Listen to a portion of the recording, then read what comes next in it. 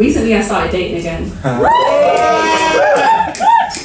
So bearing in mind that I learned to walk long before I could even talk. So to me, it makes sense that I would rather leap into conversations about essence and love languages. I tend to want to skip over the normalities because every time I engage in small talk, I end up coming across kind of awkward. So with that in mind, if there's anyone in the audience tonight that just so happened to swipe right on Tinder today, let me help us both out and get the small talk out the way. My name is BecksyBecks. I like eating okra, I'm confused by candy floss, and mushrooms make me nervous. I was born on December 5th. In heels, my legs look longer than my body, but really I'm only about 5'6". Depending on the type of shoe, I'm either a size 5/6. I once had a brother that died, so depending on my mood, I'm the youngest of either 5/6. My favorite number is -1.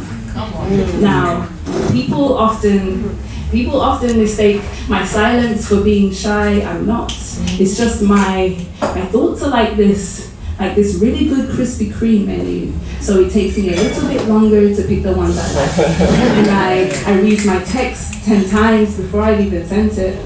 I've typed many LOLs when I've never really meant it. Because even as a poet, sometimes I doubt my own words. I find they walk with brakes. I drive with L plates on my emotions, as if my feelings, they're all learner drivers with the same major fail, because they will never indicate before I cut you off.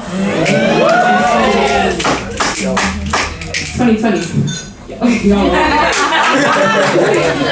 Instead it revs up, speeds off. They're constantly overtaking my brain, so I swerve.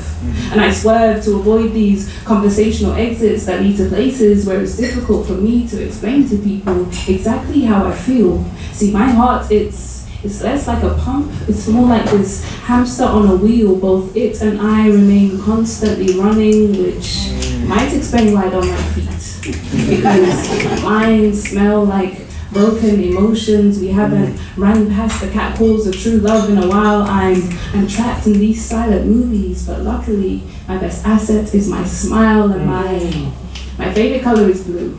Now, pink would be the opposite, I think. I like traveling, but these London landlords keep asking where my deposit is, so I barely have money left over to explore if I do, which is rude because I feel like, how are you expected to build a home when you practically live at your own desk?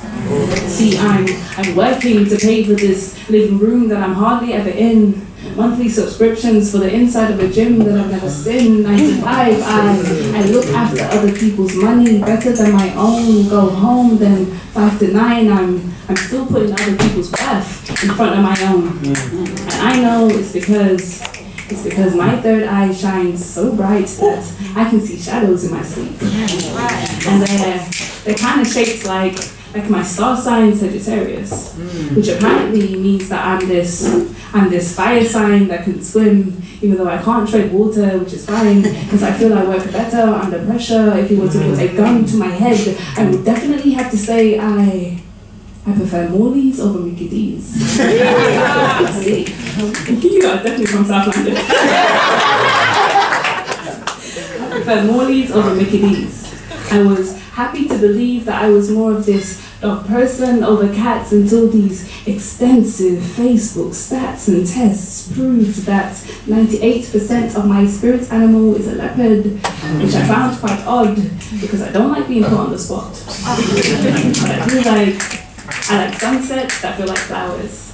For hours when I was younger, I used to love climbing to the tops of trees until one day I tripped on the twig of my father's death and continued to tumble down as each family branch fell off one by one till I was bruised and on the ground. So now, every once in a while, I have these rubbish days where I throw away my thoughts into trash TV. But see, I'm never really down for too long because my rock bottom is made of trampolines.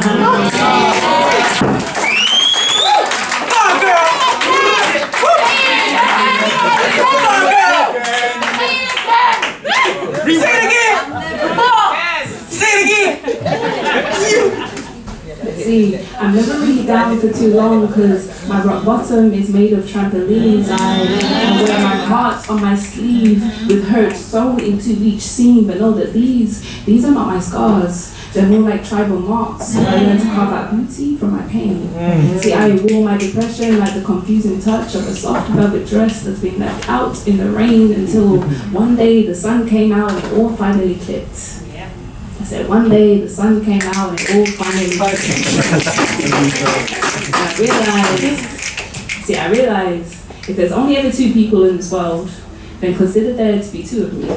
See, I'm this extroverted introvert that's complex in her simplicity, who wasted 2 whole summers only to realize that I'm not one of these girls who prefer bad boys over nice guys. You see, no one told me that these nice guys prefer bad girls, and I'm not one of those either. I'm just this inexplicably enigmatic sapiosexual ether who gets turned on.